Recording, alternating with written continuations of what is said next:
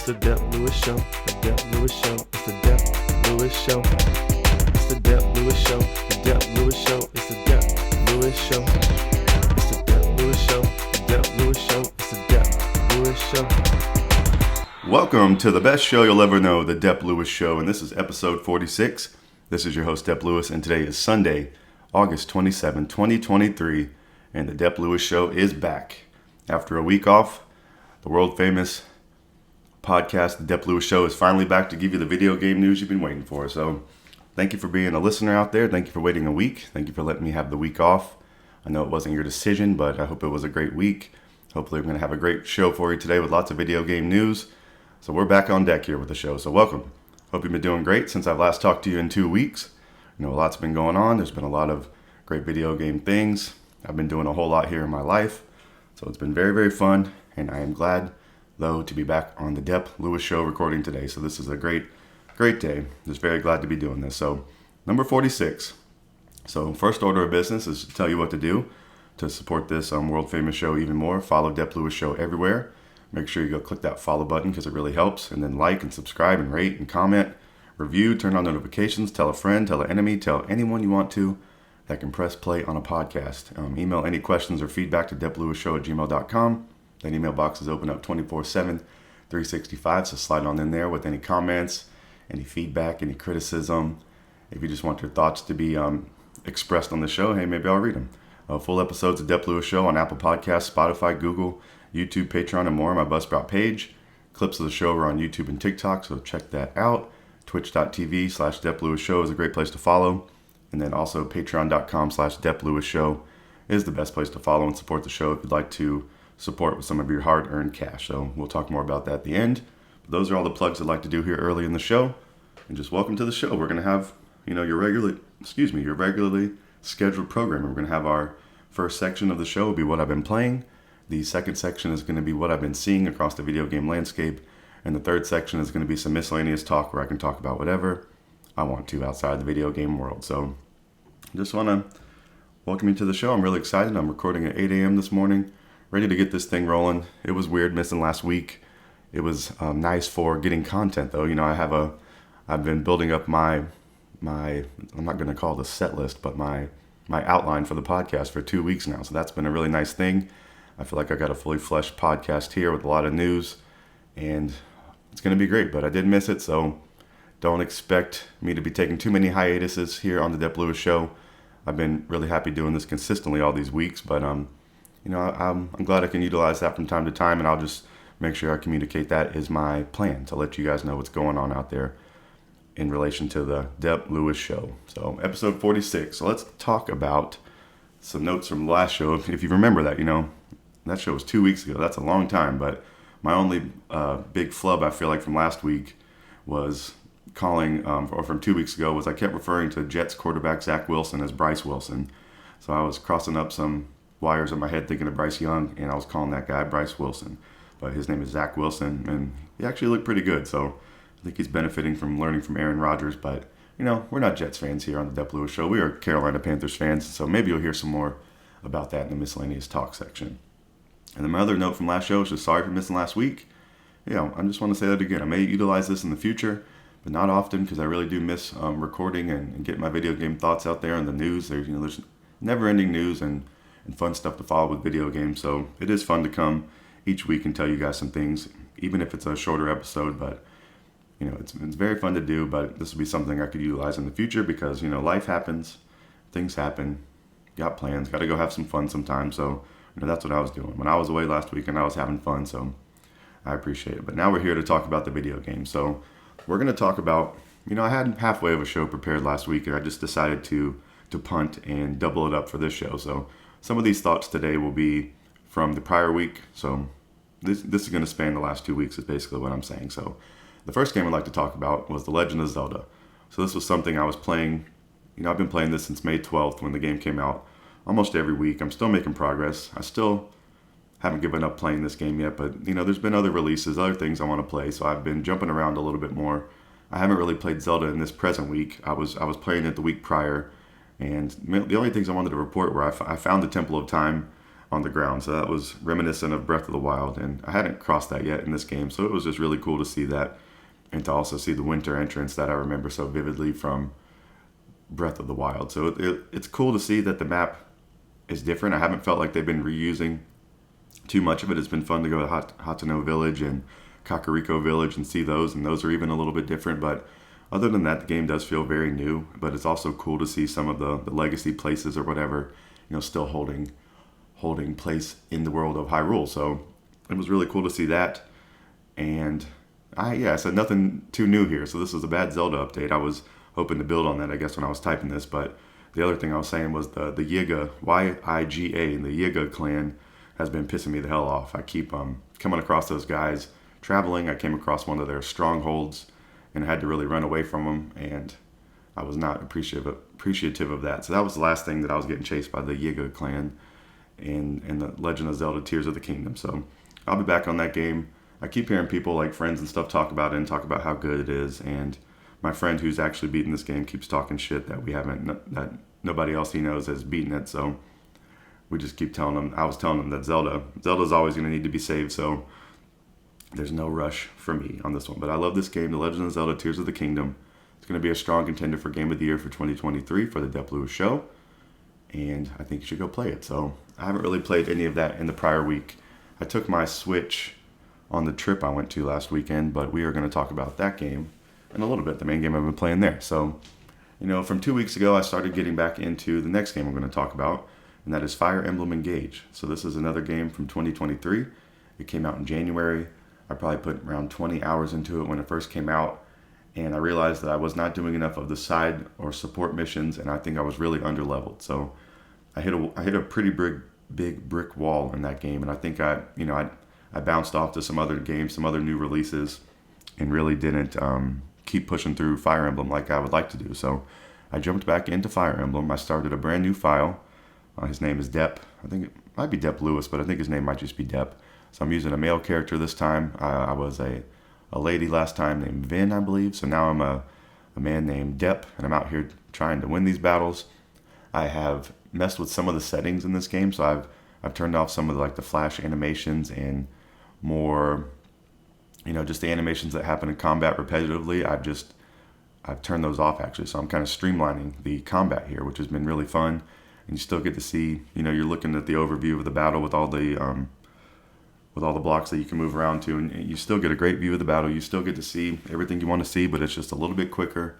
And I've been enjoying that so far because, the battles are the main thing I'm really enjoying in this game. And, you're getting to see a little bit less battle, but I want to play all the side missions. I want to really get into this and do some damage. So I like the fast nature of it, and I think it's going to help me stick with it and also help me get caught back up to where I was, because I was pretty far in this game and I am restarting. So I want to, help streamline that is what I'm saying. So I wrote down, I turned the game speed to fast, and I did skip animations. Been good so far.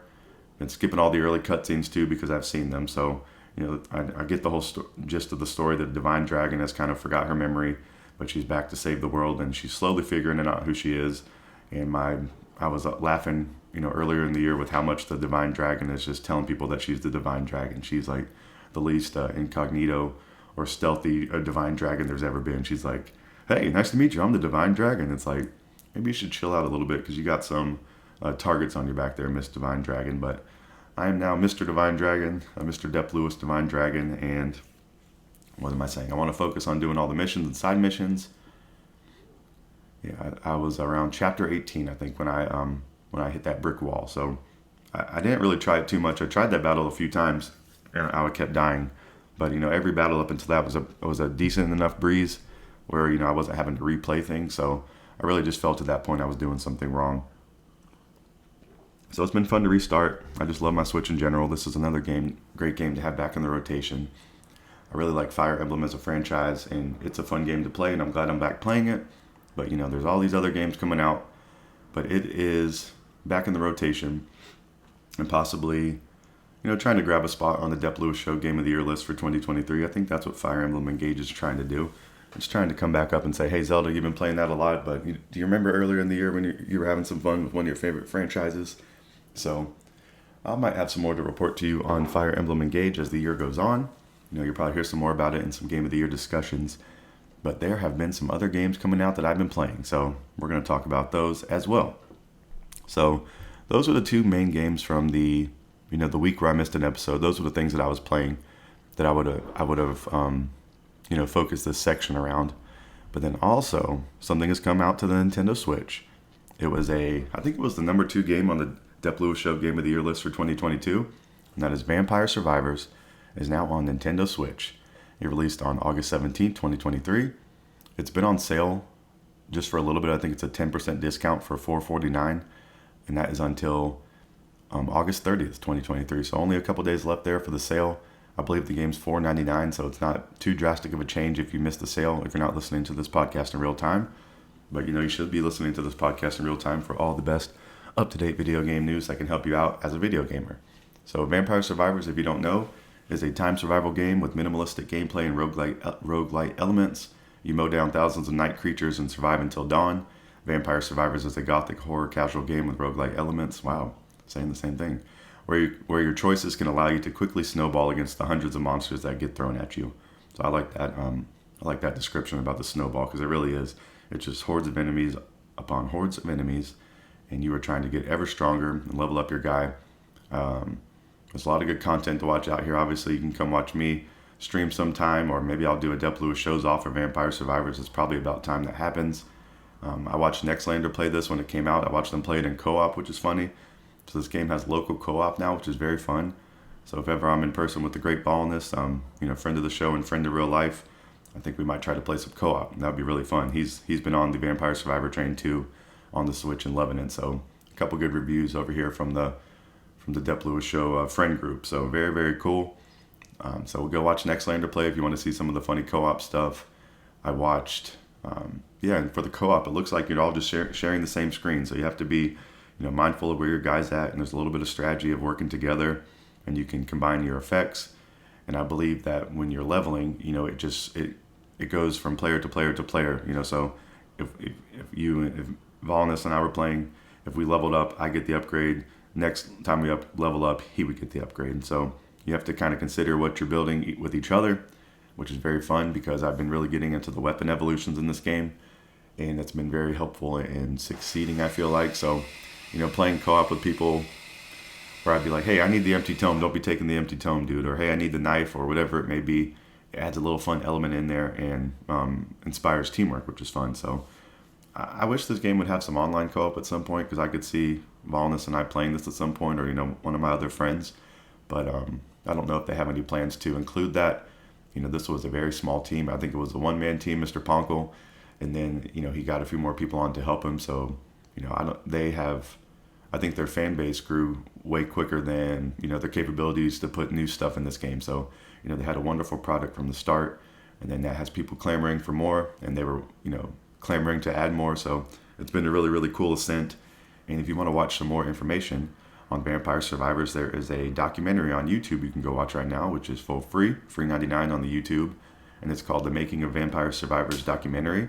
It's by NoClip, the video game channel on YouTube, and it's hosted and produced by Danny O'Dwyer. So that's how I heard about it. I know Danny O'Dwyer through the Giant Bomb connections from Love and Giant Bomb over the years, and he would pop on their content sometimes.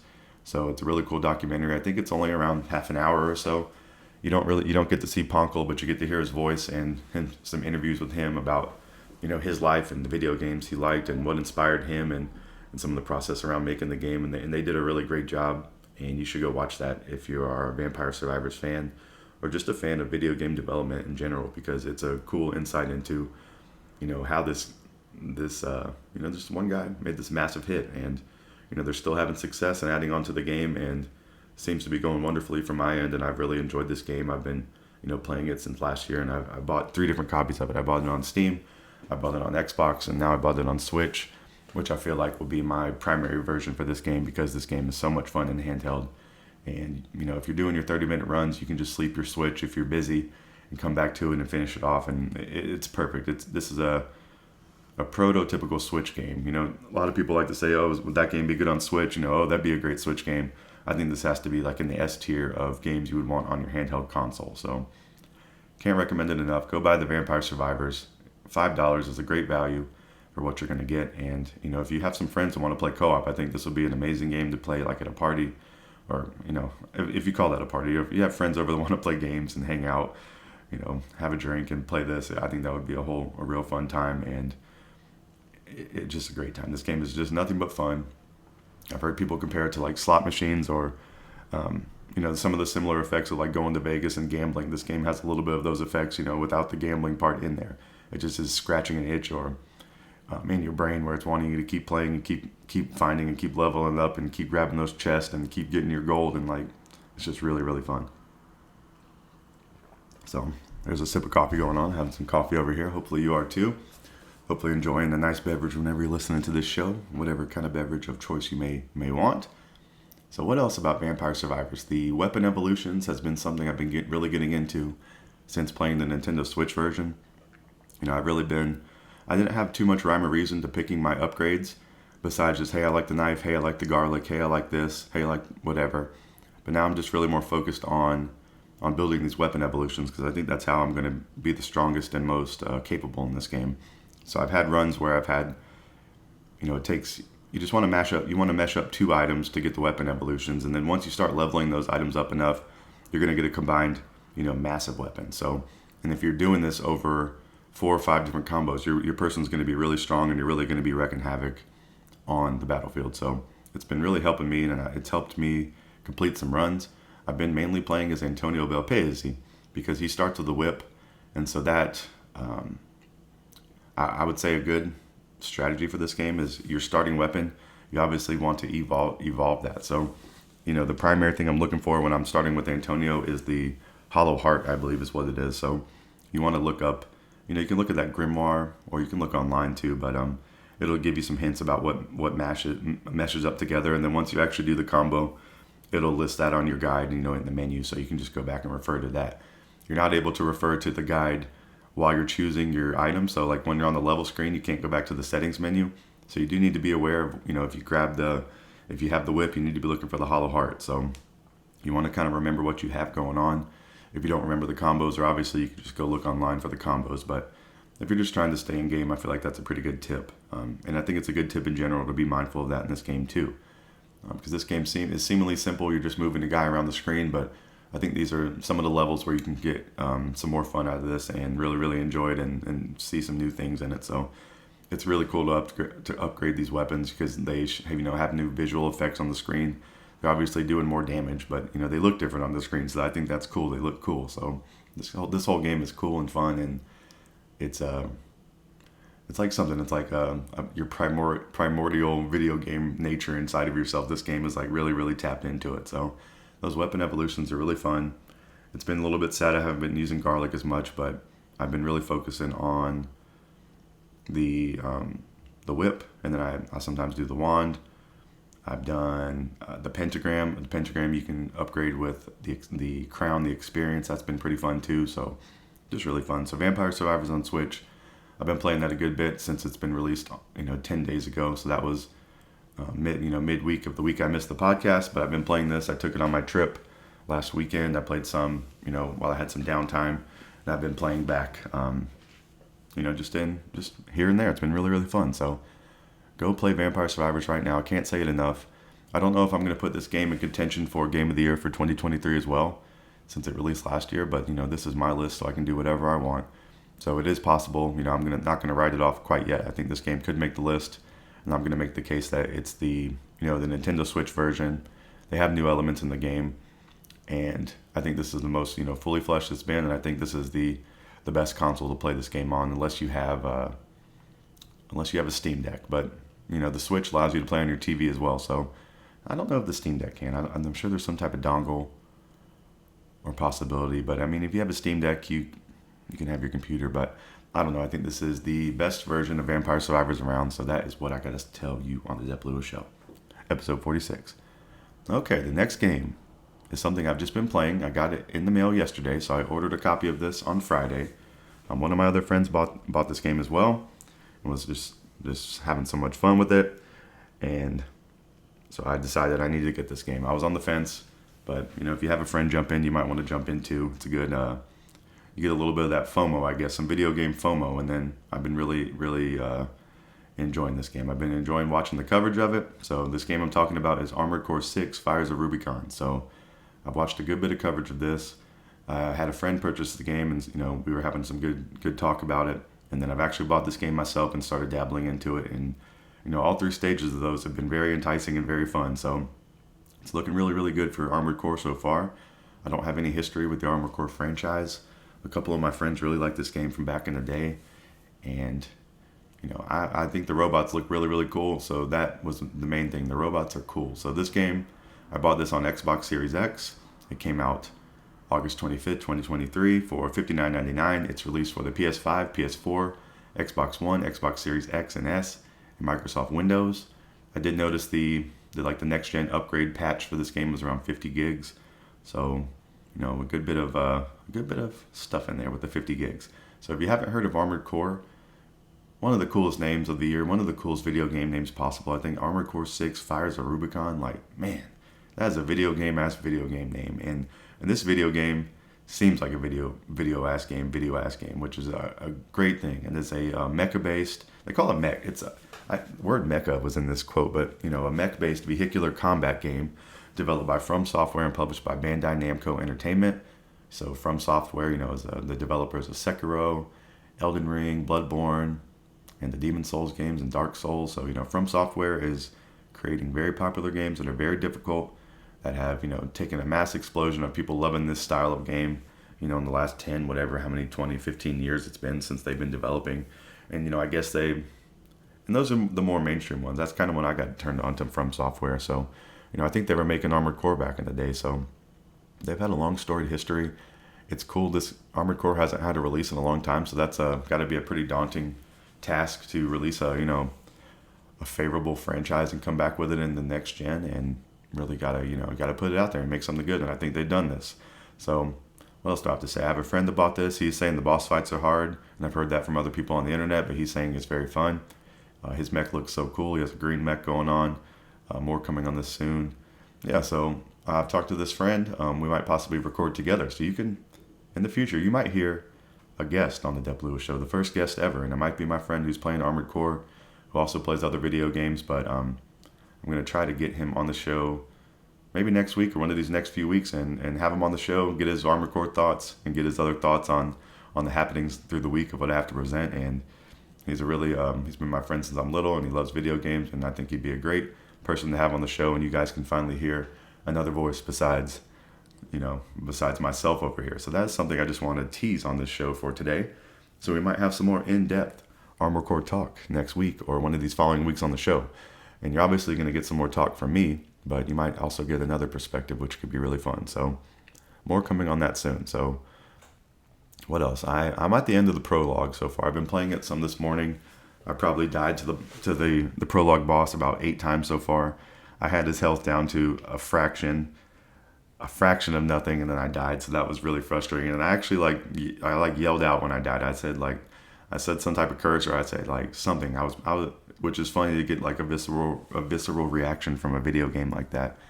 But the combat feels so cool in this game. When I first touched the mech, it felt just really, really cool. I was surprised that you would think a mech would feel big and lumbering and tank-like, but the initial mech they give you is pretty damn mobile and fun to control and pretty precise, which is cool too.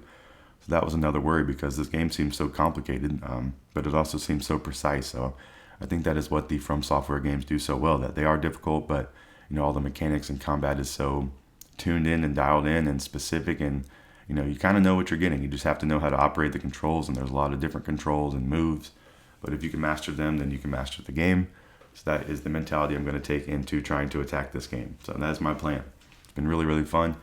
I plan on playing some more of this today, and that should be the primary game I'm talking about next week. And hopefully if I can get my friend on the show, we'll have a great Armored Core section to talk about next week. So the last thing I wanted to say was, once I like to go, when I start up a game, I like to go look in the settings and play with see what kind of graphic settings we have. If they got the quality versus the performance mode.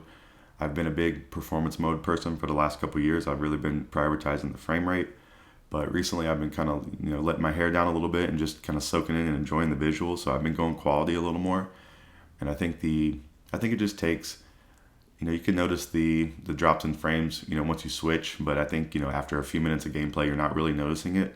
So then you're just really you're getting the benefit of the nice visual effects. So I've really been liking that more. And this is Armored Core is a really, really good looking game. So I went into the settings and I turned the ray tracing on. And if you have the ray tracing on, it automatically puts it into quality mode. So it's just making the game look extra good, which is really, really cool, and it's impressive. And I've really been liking the quality mode. So I've been leaning more towards that. So it'd be interesting to hear what other people think about that and how other people are handling that. Because, I was a really big performance person up until recently. So I don't know. I don't know what's changed. I don't know if it's changing for other people as well. But it's just something that I'm going to, just keep tracking my thoughts on it. So that's what this show is all about. So Armored Core 6, Fires of Rubicon, probably the coolest video game name of the year. Hopefully I can get into a groove of this game and actually acquire some skills where I can, beat that combat helicopter, that attack helicopter. And hopefully that'll be the least I do today. And, it has me itching to get back into the field of the, just destroying the easy mechs out in the, the wasteland and in the level. This boss is a beefy dude, so I'm really trying my best. But Armored Core 6 has been very fun. So from what I've started playing, so more to come on that. So that's going to wrap up this first section of the Dep Lewis Show, episode 46. And this was the What I've Been Playing section. So I've been, had 2 weeks of playing the report. So I've been playing The Legend of Zelda, Tears of the Kingdom, Fire Emblem Engage, Vampire Survivors on the Nintendo Switch. Can't believe it. And then the Armored Core 6, Fires of Rubicon. So those have been the main games I've been playing over the last 2 weeks. And some of these I'll be playing again in this upcoming week and talking about next week. So we're going to take our first break of the show. We're going to come back for the mid-section where I talk about what I've been seeing across the video game world, across the video game landscape. And I got 2 weeks of news to bring to you. So, strap in. Go heat up your coffee. Go get ready. It's going to be a great mid-section of the show. We're going to smoke on a bunch of mid. Get your lighters up. Get your rolling papers. Get everything you need to smoke on this mid, and it's going to be great. So come back in just a second, and we're going to talk about what I've been seeing.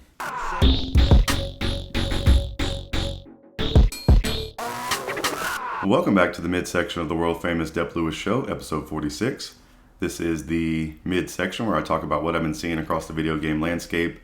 It involves things like video game releases, video game news, upcoming games, all sorts of things like that. So all the cool things I've been seeing across the video game world that I want to present to you and get you informed on. So let's get started. So this is going to be 2 weeks of recap. So there's a good bit here. Hopefully I have it in a pretty good order of when these things happen and when I want to talk about them. But we're just going to roll through and I'm going to tell you about all these great things that's going on. So get your notepads ready, get your memory ready, because you're going to want to remember some of this stuff. You're going to want to get your cash ready. You're going to want to get ready to play some video games. So the first thing I want to talk about is a game called Bomb Rush Cyberfunk. This released on the Nintendo Switch and the PC on August 18th, 2023. This is something I've been kind of tracking all year. I've been really interested in it since I've seen the first trailers. And this game is $39.99. That's the price point. And it's also coming to Xbox and PlayStation on September 1st, 2023. So only a couple days to go if you're listening in real time, if you want to buy it on one of those consoles instead of the Switch. But this seems like a pretty cool Switch game.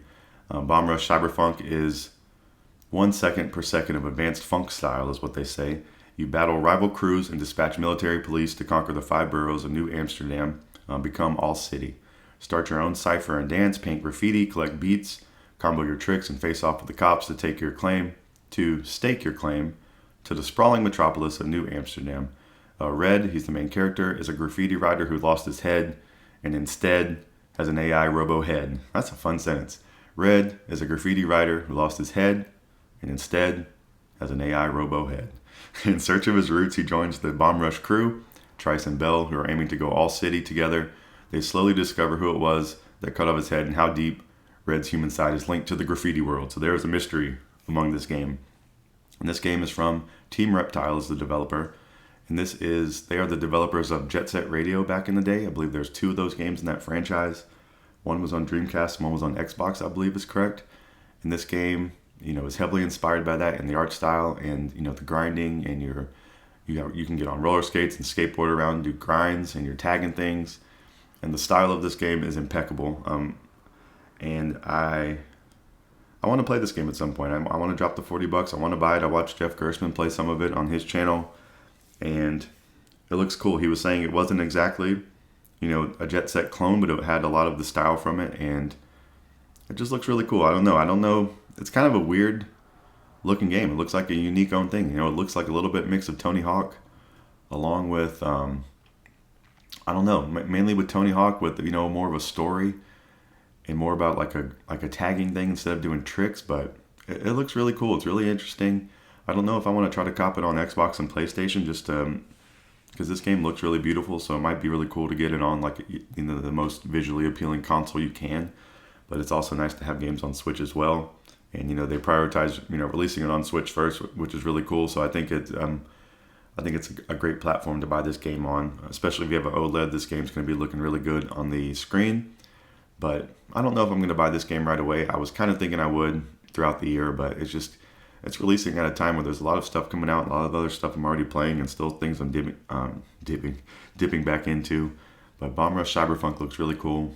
I think it should make some people's Game of the Year list, and it just looks like a really good, I don't know if you call it an indie game, but it just looks like a great game, something different. It looks like it has some nostalgia in it from the past, so it's going to get a lot of fans that way. But it also looks like it can stand on its own with a new fan base too, and new people getting introduced to it. So I'll be interested to try this game out at some point. I will probably drop the cash eventually. So Bomb Rush Cyberfunk, go check it out for yourself, and tell me about it if you want to. DepLewisShow@gmail.com. All right, so let's see what else we got here. We have some DLC coming out for Teenage Mutant Ninja Turtles, Shredder's Revenge. Dimension Shellshock DLC is coming out, and it's going to add a slew of new features to the side-scrolling beat-em-up. The bodacious footage spotlights the impending playable debut of the agile ninja and former Foot Clan member. And, I don't know if it's Karai, Karai, as she battles alongside the turtles. Also, more new playable characters. The Rabbit Samurai Miyamoto Usagi, a longtime ally of the turtles, is joining the fray as well. Dimension Shellshock also adds the aforementioned survival mode, a multiverse traversing gameplay, as well as exclusive color palettes and new musical tracks by T. Lopes. TMNT Shredder's Revenge, originally released on PC, Xbox One, Xbox Series X and S, PS4, and Nintendo Switch in June of 2022, and it's on Game Pass, I believe, still. And I played a pretty good bit of this game. The game made its way to PS5 in November 2022 before coming to iOS and Android this past January. So this game seems officially everywhere. Shredder's Revenge is inspired by the original TMNT animated series from 1987, as well as the various TMNT video games of the 80s and 90s. Dimension Shellshock launches on August 31st for PC, Nintendo Switch, PlayStation, and Xbox. I don't believe I saw a price for this DLC, but the regular game's priced around $24.99. So maybe the DLC is going to be around the $9.99 range, would be my guess. But this is a very fun game. This would be a great game to play co-op. TMNT Shredder's Revenge would like to purchase a physical copy of this or something at some point. I don't own it. I played this on Game Pass. Has been the only way I've played it. So I'd like to actually own a copy of this game someday, and I would love to play through it with some friends. It'd be really fun too. So check out for this DLC. Check out for the Turtles. There's also that TMNT Cowabunga collection that came out last year that has all the previous Turtle games in there, including Turtles of Time. That's something else I'd like to buy. And I also believe there's a Turtles movie out right now too. So I'm not the biggest movie person because I have enough not enough hobbies, but I have a lot of, I follow a lot of video games and podcast and music. So you only have so much time out here in the world. But I would maybe like to see the movie at some point. I've been a Turtles fan for a long time. I'm not, a hardcore fan. Like, I don't know the name of whoever Cray was, but I've been a Turtle fan since I'm a little kid. I love Turtles in Time, and it's hard not to like the Turtles. And this game is just pure fun, and I can definitely recommend it. So I'm gonna possibly be checking out this Shellshock DLC. I've kind of been thinking about buying a physical copy of this game just so I can have it. So maybe once I do that, I'll pick up the DLC and get back into this game a little bit. So check out for the Shellshock DLC for TMNT Shredder's Revenge on August 31st. Okay, so what else has happened since 2 weeks ago when we talked? Madden NFL 24 came out on August 18th, 2023. So just want to report that. Normally, over the course of years, the release of Madden would mark the onslaught of all the fourth quarter video game big time releases ready to come. So Madden is like the party starter. in the past. It's not so much true nowadays where we get games a little more spread out throughout the year, where we get giant releases, all throughout the year. But, kind of back in the day, the end of the year would favor most of the big time releases. So, once you knew Madden was coming out, you knew there were some things on the horizon that were coming. So you were getting past a little bit of a summer drought and, getting into Madden territory and new releases. But, it's a little bit different in this day's world. But, still something in my mind that I think of. It's just a marker of the year, basically. Football's coming, fall's coming. Some of the big fall releases are coming. And it's just more of a nice tradition than anything. So I don't know if I'm going to purchase this right away. I probably purchase Madden, almost every other year. I don't know if I don't usually purchase it right away either, but, sometimes I get caught up in the hype of football season starting, but I just had too many experiences of playing Madden over the years and just not playing it so much anymore. But this game is for PS5, Xbox Series X and S, PS4, Xbox One, and PC. It's $69.99 for the standard version. And there was some drama early on with I wrote this, there was a $100 version where you could get access to the game early. And I believe the game was in still a little bit of a funky state when those people were playing, but I haven't heard too much negative about Madden. I know people like to kind of hate on it each year, but, Madden, and I don't like saying this phrase, I don't know why I'm going to say is what it is, but I want to replace that with something. But, Madden, you kind of just know what you're getting, and they do a good job at that. I think, I'm not a hardcore player, so I'm not going to have the criticism that those kind of people would have. But, when I play Madden, I might just like to do a franchise or do a fantasy draft or, play against a friend or just play a random exhibition. I'm not really dealing with too many of the different systems or modes in there, so I'm not going to really have the capacity to critique it. But, Madden is a fun game. And if you're a football fan, it's the best game in town, I guess. So go check out the Madden if you want to. It's been out for a little bit over a week, it looks like. All right, some more video game news. Assassin's Creed Mirage comes out later in the year, and it is now shipping a week early. So that is a good sign. Hopefully they're very confident in their product. And I believe bumping it up a week early is a good thing. It's releasing on October 5th, 2023, instead of October 12th, 2023. The game has gone gold. It's in 9th century Baghdad with Basim, I think is his name, Basim. And it's back to the series roots in terms of gameplay and length. Combat is last resort, and it should be around 20 to 23 hours to complete. So I think I did watch the trailer. It was like a trailer titled like The Round City of Baghdad, and it was very impressive. Like the amount of detail and the graphical, I've been saying this a little too much lately, the graphical fidelity was looking really, really cool. It does look like it is going back to the roots of Assassin's Creed, and it'll be interesting. I've heard people kind of poo-pooing on the alleged 20 to 23 hours. I've heard most people say, hey, that's a good move. But then I've also heard people saying that they don't believe it. They believe it could be, padded with things to make that actually longer. But I don't know. I'm kind of believing them on this because I think Assassin's Creed is in a not a tricky spot, but they're in a spot where they need to be strategic because, they've had a successful franchise. They've had a lot of entries. A lot of those have kind of not hit so hard in more recent years.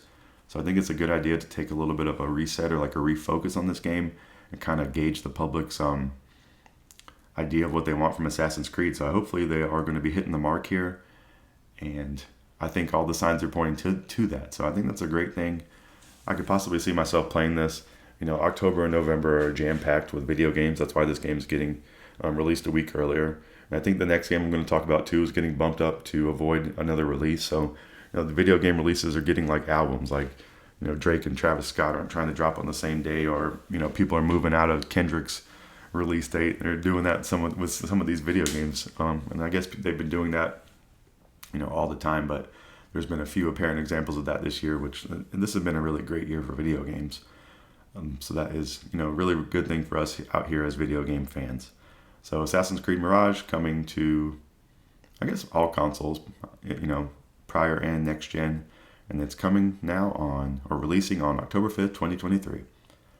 All right, another game has gotten a release date, and that is Sonic Superstars, and that is something I'm interested in buying later in the year. This was announced the release date was announced at Gamescom Opening Night Live 2023. Sega confirmed that Sonic Superstars will release on 10/17/2023. So Brick Squad Day. You can listen to some Waka Flocka or some Woo Da Kid or some old Slim Duncan or even some Gucci on the Brick Squad. He was cool with them for a bit. And you can go play this on 10/17. So Sonic Superstars looking really cool. A new side-scrolling Sonic game. A new trailer showed off local co-op with up to 4 players and the online free-for-all battle mode. So I guess no. I don't know why these side-scrollers don't like to do the online co-op, because that would be really fun, but I guess they just are not prioritizing that with some of these. Sonic Superstars was announced a few months ago at Summer Games Fest.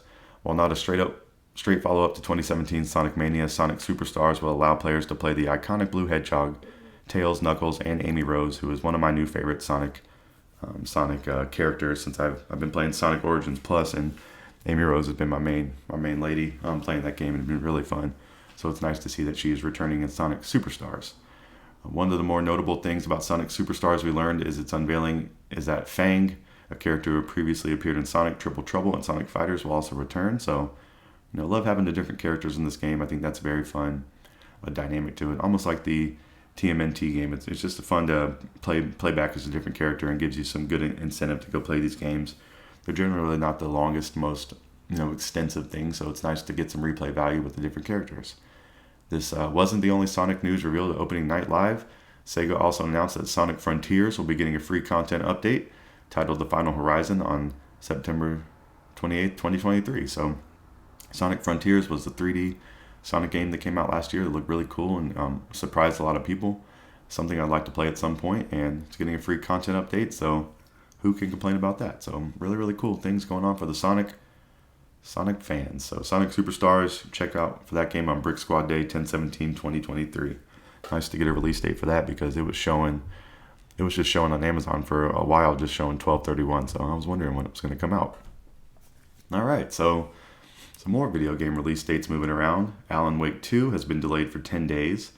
So their quote was, "This is more space for everyone to enjoy their favorite game." So I think that's a nice a nice sentiment right there. They're trying to more space for everyone to enjoy their favorite games. And there's also something of, they're trying to dodge a behemoth of, games coming out in October. Because I think October has the one day where we're getting Super Mario Bros. Wonder, and we're also getting Spider-Man 2. So, and we're coming off Starfield in September, and then there's also some big November releases, Super Mario RPG, and there's got to be some other things sprinkled in there as well. So these games are shuffling around. This game was due for 10/17 Brick Squad Day, but will now launch on 10/27/2023. So you can already see that, if you're wanting to buy these games, you better get your money ready, because October is going to be draining people's bank accounts out here. In a statement, Remedy, the developer, said October was packed with game launches and wanted to give players more space to play everything. October is an amazing month for game launches, and we hope this date shifts gives more space for everyone to enjoy their favorite games, Remedy said. And it looks like Alan Wake is going to be digital only, so that's kind of a new trend. There are many reasons for this, they say. For one, a large number of players have shifted to digital only. You can buy a Sony PS5 without a disc drive, and Microsoft Xbox Series S is a digital only console. It is not uncommon to release modern games as digital only, is what they say. Secondly, not releasing a disc helps them keep the price of the game at $59.99 and the PC version at $49.99. So that is the, hey, please don't be mad at us, because we're going to tell you that it could hurt your wallet. And that's I don't know. I think it's okay. I think they're explaining this in the perfect PR fashion that they should. Finally, we did not want to ship a disc product and have it require a download for the game. So that is another good. These are seemingly kind of simple lines, but that's a lot of information on that, because that's a big complaint across the video game industry, and a big negative, some people say, for physical games, that you actually still have to download the game, or it gets patched day one. So your physical disc is not really doing too much. But I've kind of been in the mode of buying some physical stuff again, because I tend not to finish games, or maybe I fall off them and I want to get retain some trade value. Or maybe I don't like the game and want to retain some trade value. So for games that I've been a little bit on the fence on, I've been leaning more towards buying a physical game. I flip-flop on this, all throughout my life, but that's the mode I'm in right now. And I just got that physical copy of Armored Core 6 from Amazon yesterday. So Alan Wake 2 is getting delayed. I'm a pretty big Alan Wake 1 fan. I don't know if I'm going to find the time to play this as soon as it releases, but I'll be checking out for Alan Wake 2 at some point. Maybe I'd like to even replay Alan Wake 1 again. They have that remaster, so that's usually pretty inexpensive. So that could be something I'm talking about on the show one day. All right, so keep on rolling with some more news. Let me have a sip of coffee here. We're about midway through the midsection here. Really, really great couple weeks of video game news. So The next game I want to talk about was my favorite game for 2023, my game of the year, Splatoon 3. The next Splatfest has been announced. It will be inking its way to the Splatlands from September 9th to the 11th, so I believe that's a weekend. It is set to be a competition between members of the Deep Cut, so some Splatoon 3 characters are going to be beefing here. So expect things to get personal. You're going to be picking Team Shiver, Team Fry, or Team Big Man. I said I was going to pick live on the show like I normally do, but I missed the last Splatfest, so I'm going to hold off on picking a team. I don't know if I'll be playing this Splatfest. I've been kind of thinking about wanting to subscribe to Nintendo Online again just so I can play some Splatoon, and maybe I should, and maybe this is the best excuse and reason to get back into it, so I could be convincing myself right here on the show. But if I do pick a team, I would definitely let you know, and you want to be looking for this next Splatfest on September 9th to the 11th. Some more Splatoon news. 2 new Splatoon amiibo are available to pre-order. Oh, there's 3, There's 3 new Splatoon amiibo that are available to pre-order. You can pick up Big Man, Shiver, and Fry, all set to release on November 17th, 2023. I did one quick look on Amazon and didn't see these, so I might have been a little bit too late to pre-order. These things do go a little bit quickly sometimes. One of my friends last year surprised me with the amiibo. I believe he bought them from the Nintendo store. So I might do some digging on these. I don't know if I want to drop the cash on them, but I love Splatoon. I love my 3 Splatoon amiibos. I have them displayed. I'm not like a big collector of thing or like displaying stuff, but I do have my Splatoon 3 amiibos out, and they make me happy to see. So, it's possible I want to continue that and, get some more. I just love these little characters. They're so cool, and Nintendo does a great job on the amiibo. They just are really cool to look at, and just really awesome. So check out for those. And go check out Splatoon 3. It's an incredible game, and maybe I'll get back into it. I have been kind of missing it lately, and I've been back playing my Switch a good bit, so it could be a good thing to throw some online on there and play some games every once in a while. Maybe I'll hit up Volnus too. Well, Mr. Volnus and I haven't played Splatoon in a while, so that's another good thing for some content out here and an idea for some video gaming with a friend. So this show's helping me out and hopefully helping you out too with all this information. All right. Let's talk about Baldur's Gate 3. I just wanted to let you know that game is coming to PS5. I think this game is going to be a lot of people's game of the year. A lot of people are up there talking about it against Breath of the Wild, which is surprising. This is a Dungeons and Dragons game. Its release date was, I don't know, it released sometime in the last couple of weeks, and people have been really raving about it. And it's just on PC right now. This game is actually coming to PS5 on September 6th, 2023. So if Starfield wasn't coming out on the 1st of September, I would probably be trying to buy this. But this is something I'd have on my radar and I really want to play because I've been trying to get into some RPGs this year, and I think this is the most RPG you can find. And it's also coming to Xbox at a later date, but later in 2023. They haven't confirmed that yet, but that could be something I'm looking for. Maybe I buy a physical copy on Xbox since I do have the Series X, and it could be a cool game to have a physical version of since I don't really know too much what to expect from it, or I do know what to expect from it. I just don't know to expect how I'm going to react to playing it and my feelings on it. But I think it's really cool that it's been reviewing so well and people have been loving it. I think that's a nice surprise. I think it could be up there for one of the better surprises of the year. Not that people didn't expect it to be good, or I don't know. I don't know how much hype was going into this. I don't know how long since the last release necessarily, but I just feel like this game has been exceeding expectations, and that's a really cool thing. So Baldur's Gate 3, go check it out right now if you'd like to, if you have it on PC, or I guess you can play it on Steam Deck, but it'll be coming to consoles soon enough. It's coming to PS5 on the 6th of September, and then it's coming to Xbox later in this year is what they're saying. So I'll definitely keep you up to date on that, and if you have any thoughts on Baldur's Gate 3, definitely email DepLewisShow@gmail.com and let me know. Okay, so we got some hardware announcements. This has been rumored for a little while, and that's the PlayStation. They're having some type of portable machine they're trying to sell to us. They have officially announced the name and price for its upcoming handheld streaming device for PS5 games. The system is called PlayStation Portal, and it will cost $200. It is set to release sometime later this year. Portal streams games from your PS5, so it is not a dedicated gaming device like Sony's PSP or PS Vita, but it is a way to play high-fidelity games on the toilet or in your bedroom or from your PS5. So, please know that if you buy this and you do not have a PS5, it is not going to do anything for you. I believe that's true. There's other ways to do like streaming to devices from your PS5, like on your phone. You can buy a backbone or play on your tablet. But I think this thing is primarily it has to be tied to a PS5. So just know that. Don't be thinking you're going to buy this and be able to buy some games for it and just play them in handheld. You have to have a PS5 for this product to function. So I hope that is apparently clear on all the marketing and on the box in the store. People might be wanting to pick this up for somebody in their family. And just please know, I hope it's there on the box, pretty clearly. But this system features adaptive triggers and haptic feedback, just like the PS5's DualSense controller. It sports an 8-inch LCD screen that can reach up to 1080p 60 frames per second, provided the Wi-Fi connection is strong and stable enough. My general thoughts on this are that if this thing was a dedicated handheld console, I would be wanting to buy it, most likely. But I'm pretty much have 0% interest, maybe 1% interest, with the specs and the way they have this set up. I don't know. I don't think it'll fit my gaming style or needs really at all. I don't even have my PS5 hooked up at the moment, so I have so many other games to play. So, if I was able to have a handheld PlayStation, that would be really, really ideal. But it's not the case here. I guess this will solve the issue for some people.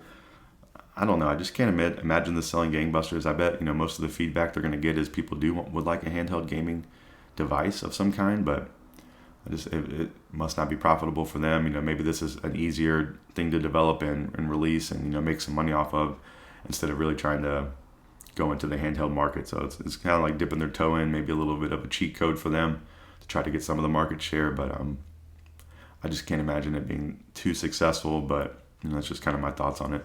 I think the way the system looks, I think it looks like it has a nice form factor to it. I think it's cool. The controllers have the haptic feedback, and the screen looks nice, and it looks like it would be comfortable to hold. So all that stuff looks good. But I just really can't get behind it just being a streaming device, or what do they call it? Yeah, a streaming device. So I don't know if it suits my needs, but PlayStation Portable, I don't know. Do they have a release date for this thing yet? No. Naming the price, so I'll be keeping you updated on this. I think it sounds to me like it's coming out this year, and maybe there is a release date and I just missed it. But I'll keep you up to date on the PlayStation Portable. I'll definitely be trying to watch some people that unboxing it and telling me about it and reviewing it. So I will bring that information to the show when I see it. All right, the last bit of news I want to report on this midsection of the Dep Lewis Show, episode 46, is the Game Awards. Jeff Keighley has announced the date for this year's Game Awards to be Thursday, 12/7/2023. It'll be the 10th annual show. It's live from the Peacock Theaters, formerly Microsoft Theater in Los Angeles, with streams available on YouTube and Twitch. So, of course, my opinion is the Dep Lewis Show is the best place to go for all the video games each year. So that is, the Dep Lewis Show should be the most prestigious, sought-after Game of the Year list and respected Game of the Year list in the industry. So you want to come to the Dep Lewis Show and listen to the episode at the end of the year for the best game of the year, because it's going to be a great list. But I do find a lot of joy in watching the other people's Game of the Year content, and the Game Awards is definitely the biggest production of a Game Awards show each year, and it's very impressive and very fun to watch. You can argue whether or not you think the games they pick are right, or if they've included all the games you want to hear about, but it's a great show. It's a great celebration of video games. They've been doing it for 10 years. So you got to tip your hat, and you're going to hear about it if you're a video game fan. Even if they're picking a game you don't like, if you're talking about it, it's helping them out. So, they're doing what it's designed to do. It's designed to, inspire discourse and give you some sort of guide about what was going on during the year. That's kind of the same thing I do here on this show a lot. So it's just kind of another source to get some information, basically. But Jeff Keighley and the team and that award show does a great job. So, go check it out, and I'll definitely be checking it out on the 7th as well. And also just keep looking out. It's always like to remind you for the Dep Lewis Show Game of the Year 2023 episode. That's going to be one of my favorite episodes to do last year when I was picking my Game of the Year. I keep up with it all throughout the year and think about it. And, I gave you a mid-year update, and we're going to have it's just fun. Around Christmas time, end of the year, you played all these games. You kind of got all the new games you want. You get to talk about them. You get to rank them. And, that's one thing I really look forward to. I've been ranking games before I've even been doing the podcast, so I just would send it to my friends and things like that, and it's been really fun to actually record it and put it on wax and get it out there. So Game of the Year is coming in hot. It's already August, so you got to get your list ready, and I will have mine ready, and I guarantee it. So that's going to wrap up the midsection of the show today. So hopefully you enjoyed all that information. I'm going to give you a little recap of what we talked about We talked about Bomb Rush Cyberfunk. It's on Nintendo Switch. We talked about TMNT Shredder's Revenge Dimension Shellshock DLC is coming August 31st. Madden NFL 24 is released, so you can go play that now. Assassin's Creed Mirage is shipping a week early, so it's coming out on October 5th, 2023. Sonic Superstars has got a release date, 10/17/2023. Alan Wake 2 has been delayed 10 days just to allow more space for everyone to enjoy their favorite game. So Alan Wake 2 will now release on 10/27/2023, so October 27th, right before Halloween, which is really cool. I just thought about that as well. Splatoon 3 has the next Splatfest coming from September 9th through the 11th. There are also 3 new Splatoon amiibo available to pre-order, Big Man, Shiver, and Fry. Baldur's Gate 3 is coming to PS5 on September 6th, 2023, and it's coming to Xbox at a later date in the year of 2023. PlayStation Portable has officially announced the name and price for its upcoming handheld streaming device. It's going to be called PlayStation Portal, and it will cost $200. And then the last bit of news from the midsection, the Game Awards. Jeff Keighley has announced the date for this year's Game Awards to be December 7th, 2023. So that is all the information I had to bring to you from the last 2 weeks. A lot of games, a lot of delays. Need to pull a calendar out and get the end of the year straight for what's coming. Maybe I'll do that next week and give everyone a recap of what are the big hitters coming out for the end of the year. What are all these new confirmed release dates look like on the calendar now. I think that would be beneficial for myself and you as well as a listener. So that's going to wrap up the midsection. We're going to come back for the final section of the show in just a bit. It's going to be the miscellaneous talk section. I want to talk to you this week about some comedy. I have a lot of comedy talk. And then I have some sports talk. And, we got 2 weeks to catch up on there. So, strap in, go get a drink, go put some laundry in, go, what else? Fill up your dog's water bowl, take the trash out, maybe wipe something up. Maybe do something productive for a quick second, then come back and listen to the final section of the show in just a few.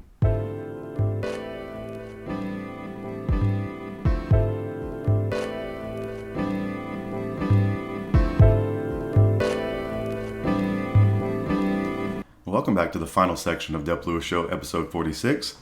This is the miscellaneous talk section where I talk about anything I want to outside the video game world. So today we're going to talk about some comedy. We're going to talk about some sports. So there's actually been a ton of comedy that's been released lately. A lot of great comedy, and I've actually seen some comedy in person. So I've just been laughing my ass off over here in recent times. So I want to tell you about some new specials. Matt McCusker has a new comedy special. I watched this, so I wanted to shout it out and tell you it's really, really great and really funny. It's called The Speed of Light. It was at 1.1 million views so far. It's been out for about 3 weeks. Matt McCusker is from Matt and Shane's Secret Podcast. He's a comedian and does a podcast. I've heard that they're possibly moving to Austin, Texas, so that's a new development. And then I also think Shane has a special coming too. So this has been the first time I've seen Matt doing stand-up. I just kind of learned about Matt last year through Matt and Shane's Secret Podcast, and I became a fan. So, I immediately wanted to watch this, and it was very enjoyable. I love the YouTube specials. It's called The Speed of Light. Matt's very funny, and you should go watch it. So it's kind of just going to be my recommendation on all of these is, hey, go check these out for yourself. I really think they're funny, and hopefully you will too. All right, so go check out Matt McCusker's new special on YouTube, The Speed of Light. Joe List has a new comedy special on YouTube. I think Joe List is probably one of my most favorite podcasters and comedians. I think he's really, really going up the ranks for me. I really just enjoy all of his content he puts out. And I watched this, so I want to shout it out again and talk about it. That's what I'm saying. It's titled Enough for Everybody. It's a great title, especially after you watch the special. You will understand why it's titled that. And I think it was a wonderful title. It came out 7 days ago and it has around 366,000 views so far. I think Joe was having some issues with YouTube flagging his special, I guess, for some of the topics he was discussing. So he's been trying to release an edited version so he can monetize it. And then he's also been trying to release it on different platforms so he's able to monetize it. So, go check out Joe List's Twitter and go watch the special where he tells you to watch it.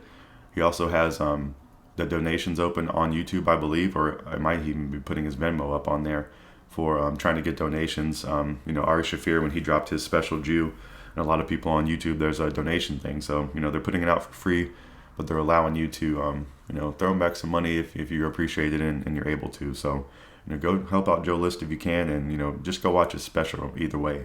It's very, very funny. Go watch any of his content. He does a podcast with Mark Norman called Tuesdays with Stories, and he has brought back his podcast, which I think he's around 90 episodes in. It's called Mindful Metal Jacket. Apparently he took a break for it, but he's back doing it again. He had an episode with Ari Shafir, who I just mentioned, and I watched that, and it was very funny.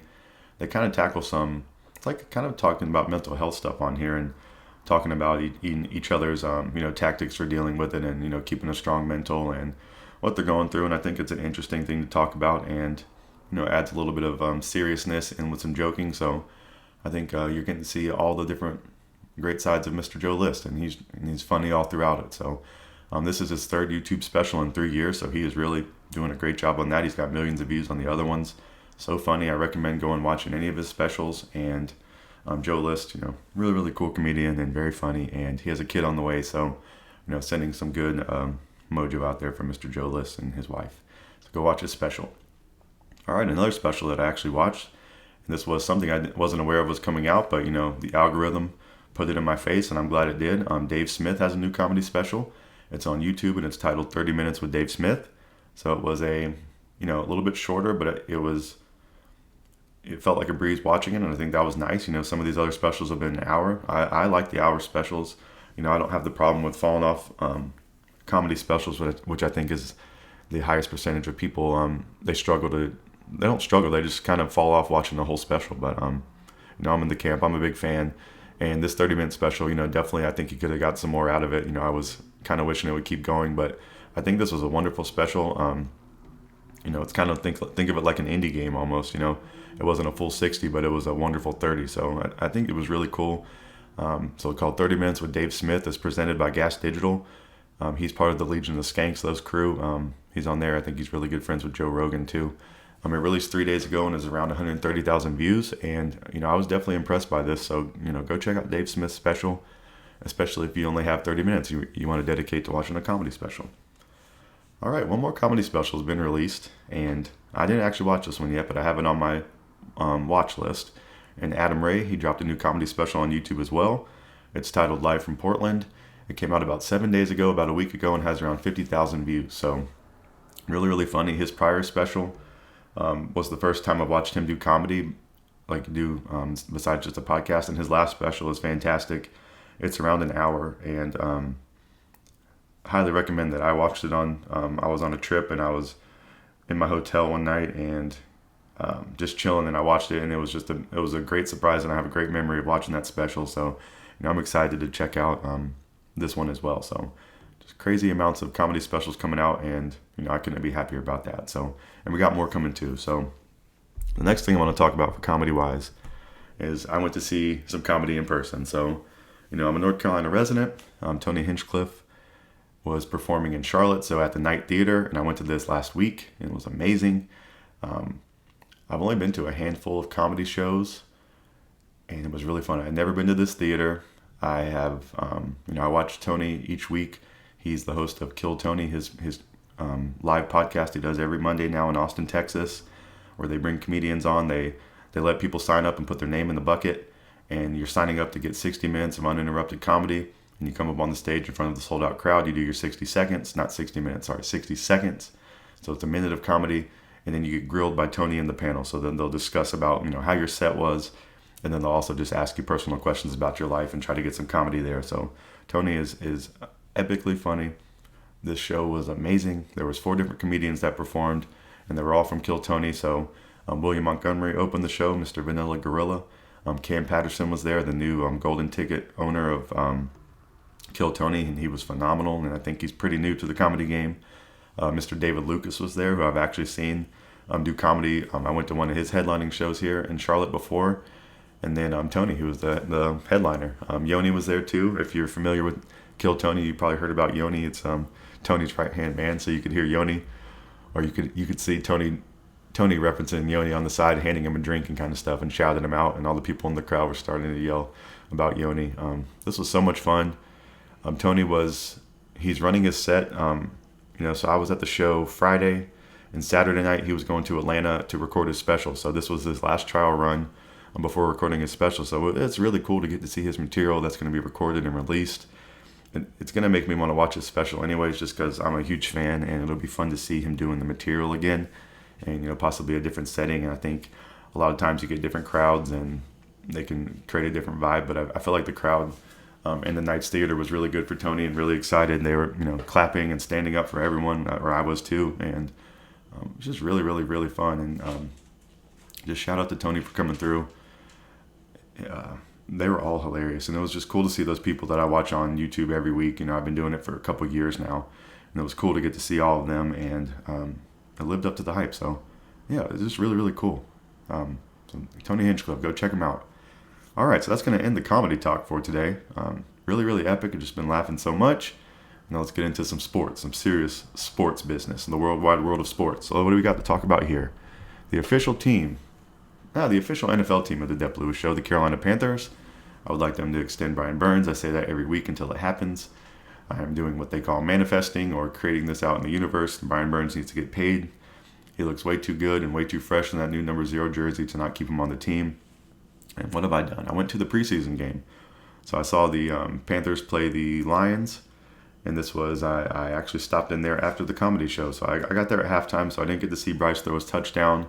But I got to see Matt Corral out there, balling a little bit. And I got to see a touchdown, which was nice. That was nice to see, because the previous game I went to, I didn't get to see any Carolina scoring. But basically, I was just watching I guess it was the third string or second string players out there doing work. Shai Smith was out there, and trying to think, Spencer Brown, I believe is his name, the running back, number 41. That guy looks really, really good. He stood out to me on the field, each time I watched him play. And that's really, really cool to see, because it's nice to have all the horses in the stable we can get for the running back room. And the Panthers were wearing their new blue jerseys, so the hue's just been updated a little bit, and they look phenomenal. Was very excited to see those, and it really makes me want to buy one. And just getting hyped for the season. I got there at half, so all the starters were in their jersey without their pads on the sideline. Kind of just getting to relax a little bit and enjoy the game. So it was fun to play or watch. I wish I obviously could see the starters, but it was fun watching the guys on the sideline and just seeing who was talking to who. And I got into the game at halftime, so I had a seat pretty high up in the nosebleed. I just bought the cheapest seat I could find, because I wasn't really sure I was going to be able to get there in time, or kind of thing, or how much I could see. So I just bought the cheapest ticket I could, and actually just ended up, just sitting down kind of the lower bowl and found a good spot, and I had no problems. There had been a good bit of people that filtered out by halftime, so it was pretty cool. I had a great view, and that was really neat too, because the prior preseason game, I'm just kind of bought an inexpensive ticket, so I'm not really sitting down too close. And I've been to some of the soccer matches there too, and I've only had like a good ticket maybe once for that, but the stadium's really good. It's kind of the good part about that Bank of America stadium is you're getting a pretty good view at in the whole thing. So no complaints there. But what else? Bryce Young with the touchdown to Thielen. Thielen's looking really good. He had a little bit of a scare of like getting bumped or injured, but he was okay. But Bryce Young's quickly becoming a favorite of mine. I love all his interviews. It seems like he has a cool attitude, and it seems like he really is slinging the hell out of the ball. So first game of the season will be September 10th, 2023 against the Falcons in Atlanta. And then the following week is Monday night in Charlotte versus the Saints. So I actually have a ticket to that game, so I'm going to get to see my first official NFL game in person. So I saw the Panthers play in Clemson Stadium, Death Valley, when I was very young, when they were first playing some games there, when they were an expansion team. But this will be the first time I've seen like an official game at Bank of America or any type of NFL game in the real stadium. So I'm super excited for it, and I'll be reporting back to you on this show about that as well. And also, fantasy football is coming up, so I actually have my draft today. If you're listening in real time, my draft is at 3 p.m. today, so maybe I'll report to you on who I get next week and keep you updated with my fantasyness, because it'll be something fun to do on this show I'm just thinking of. So I might want to tell you about my squad. I have the 8th pick in the draft, so my friends are really screwing me on the random draft order, but I'm going to get 2 picks in a row, which is nice, and I don't really know what I'm going to do. I really wanted to get Jefferson or Jamar Chase. Now I might be in the, I don't think any of my friends listen to this. I'm going to be I'm trying to maybe get Saquon, and maybe I'm on St. Brown or whatever his name is from Detroit. I think those might be the 2 targets I'm trying to get, unless some other players drop or whatever. But I'm kind of thinking of going running back and wide receiver for my first 2 picks. And I have a whole spreadsheet ready to go of some rankings, and I've been doing a little bit of research, but I've never gotten over the hump. I've been playing fantasy football for over a decade. I've come in second a few times. I've never held the trophy, so hopefully this year I can. And then All right, let's talk about. Oh yeah, so college football is also started this weekend. That if you're listening in real time, Notre Dame was playing yesterday against Navy and won, and then the USC Trojans were playing. So those are some of the bigger matchups. All of college football kicks off next weekend, and then the following week is NFL. So we are in football season, and I couldn't be happier. I'm not too big of a college football fan. I'll watch some of like the premier matchups just because those are fun, but I'm more of a into the Carolina Panthers. So that's my main fandom as far as football goes. And then my main fandom, if I had to pick one fandom to be a fan of, the official team of the Dep Lewis Show is the Atlanta Braves, and the official sport of the Dep Lewis Show is MLB. So it's been 2 weeks since I talked to you about the Braves. I've been really, really busy. There was, that weekend I was out of town, didn't get to watch the Braves much, but it was nice to come back from that and watch them. And then, the end of the week here, I haven't got to see some of the games because I've been out and about doing some stuff. So I just want to give you an update on what's going on with the Braves. We haven't talked in 2 weeks. So the final game of that week against the Mets, the Braves lost. So they closed out that week with a loss to the Mets 7-6. And the next week they were at home versus the Yankees and at home versus the Giants and no game Thursday. So they won all three of those versus the Yankees. They went 2-1 against the Giants. That's a very impressive week. And current week back, playing the Mets in Atlanta this time though. So they lost to the Monday to the Mets, but then they won Tuesday and Wednesday. So take that, Mr. Pete Alonso. They were yelling at him, throw it back a whole bunch, which is pretty funny. And then they were off Thursday again, and they were back playing the Giants this weekend in San Francisco the end of the week. So Jock Peterson was doing some damage to us, but the Braves won the first game on Friday, and then the Braves won last night, which I didn't get to watch too much of that game, but they won 7-3. And then the Braves got Sunday Night Baseball this week to end the week, so that's something fun for the end of the day. So I'm going to have my draft in this afternoon, and that should lead right into watching some baseball, hopefully. So it's going to be a great Sunday over here for the Dep Lewis Show. And then the Braves next week are at the Rockies and at the Dodgers. There's 7 games in this upcoming week, so no days off. So I'm excited to have back to a normal week in my life. I'm just going to be working like normal. I have an upcoming 3-day weekend for Labor Day.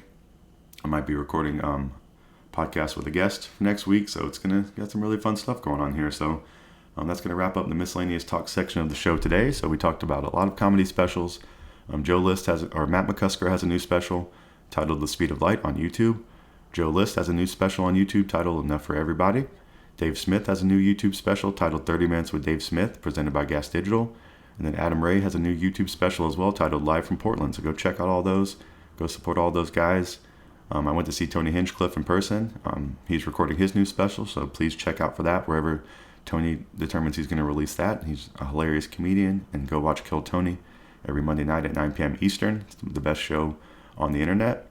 And then the Carolina Panthers extend Brian Burns, and the Atlanta Braves have a big week coming up, 7 games, and they have Sunday Night Baseball today. So really, really great stuff going on around the miscellaneous world. So that's going to wrap up the miscellaneous talk section. I want to reiterate some promotional stuff from the beginning because I need to do that so you can really, really support this show to the fullest. Please follow Dep Lewis Show everywhere. Like, subscribe, rate, comment, review.